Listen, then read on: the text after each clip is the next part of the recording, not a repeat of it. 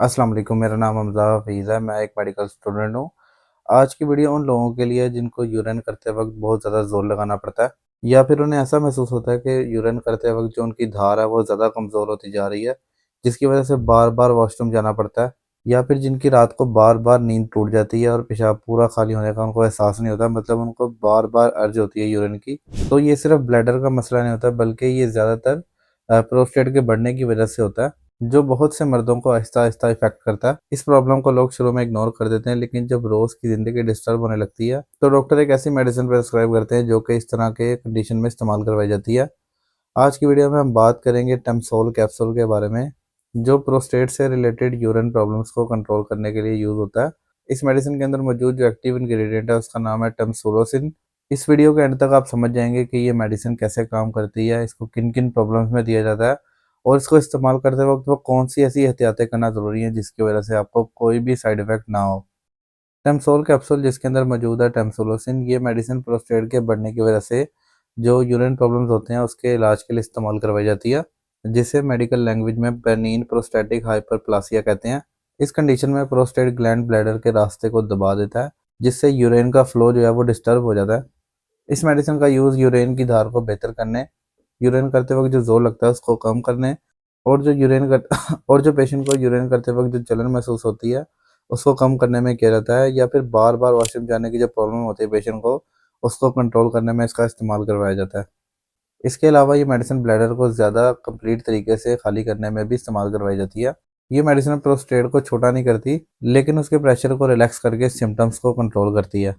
अगर बिल्कुल आसान अल्फाज में समझाया जाए कि ये मेडिसिन कैसे काम करती है, तो ये मेडिसिन प्रोस्टेट और ब्लैडर के रास्ते को रिलैक्स करती है। जब ये मसल टाइट होते हैं तो जो यूरिन करने का जो रास्ता होता है वो कह लें कि नैरो हो जाता है, मतलब वो रुकने लगता है। ये मेडिसिन इन्हीं मसल्स को रिलैक्स कर देती है, जिससे जो पेशाब है वो आसानी से निकल सकता है। इसका सीधा मतलब ये है कि पेशाब करते वक्त ज़ोर कम लगता है, धार स्मूथ होती है और ब्लैडर ज़्यादा अच्छे तरीके से खाली होता है। इसी तरह से पेशेंट को रिलीफ महसूस होता है और रोज़ की जो रूटीन है वो आसान हो जाती है। इस मेडिसिन के कुछ कॉमन साइड इफ़ेक्ट्स भी हो सकते हैं, जैसे हर मेडिसिन के कुछ साइड इफ़ेक्ट्स होते हैं, ऐसे ही कुछ साइड इफ़ेक्ट्स इस मेडिसिन के भी हो सकते हैं, जिसमें पेशेंट को कभी-कभी अचानक चक्कर आना, जैसे पेशेंट खड़ा हुआ है तो उसको अचानक चक्कर आ गया। कुछ लोगों को हल्का-सा हेडेक हो सकता है, थकन या फिर नाक बंद रहने का एहसास हो सकता है पेशेंट को। कभी-कभी पेशाब करने के बाद कमज़ोरी-सी महसूस हो सकती है पेशेंट को। कुछ पेशेंट्स को इजैकुलेशन के पैटर्न में चेंज महसूस हो सकता है, जो कि मेडिकली नॉर्मल साइड इफ़ेक्ट माना जाता है। रेयर केसेज़ में पेशेंट का ब्लड प्रेशर थोड़ा-सा लो हो सकता है।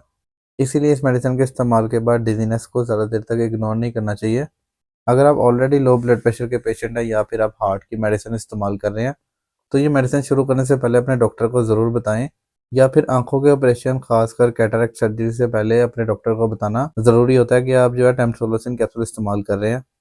इस मेडिसिन को खुद से बंद करना या फिर स्टार्ट करना ठीक नहीं होता। इसके इस्तेमाल से पहले आपने अपने डॉक्टर से मशवरा लाज़मी कर लेना है, और अगर आप इसको बंद करना चाह रहे हैं तो आपने अपने डॉक्टर से मशवरा करके इसको बंद करना है। ये मेडिसिन कुछ दूसरी मेडिसिन्स के साथ इंटरैक्ट भी करते हैं। इंटरैक्ट करने का मतलब ये होता है कि अगर आप पहले से कोई मेडिसिन इस्तेमाल कर रहे हैं, साथ में आप ये मेडिसिन भी इस्तेमाल करेंगे, तो उससे या तो आपको कोई साइड इफ़ेक्ट देखने को मिलेगा, या फिर ऐसा हो सकता है कि आपको इसके इस्तेमाल के बाद जिस जो मेडिसिन आप पहले से इस्तेमाल कर रहे हैं, उसके और इसके साथ इस्तेमाल के बाद जो है आपको इसका असर कम हो। तो जिन मेडिसिन्स के साथ ये मेडिसिन इंटरैक्ट करती है उसमें कुछ आती हैं ब्लड प्रेशर की मेडिसिन्स, या फिर इरेक्टाइल डिसफंक्शन की मेडिसिन, जिस तरह सिल्डेनाफिल, इस तरह की कोई भी मेडिसिन अगर आप इस्तेमाल कर रहे हैं, तो उसको आप सबसे पहले अपने डॉक्टर को बताएँ। या फिर कुछ एंटीबायोटिक्स अगर आप पहले से कोई रेगुलर इस्तेमाल कर रहे हैं, नॉर्मली तो 3 से 5 दिन के अंदर एंटीबायोटिक का कोर्स होता है, लेकिन कुछ पेशेंट्स को डॉक्टर थोड़ा-सा ज़्यादा टाइम तक भी प्रिस्क्राइब करते हैं। तो अगर आप ऐसी कोई भी मेडिसिन इस्तेमाल कर रहे हैं तो अपने डॉक्टर को बताएँ।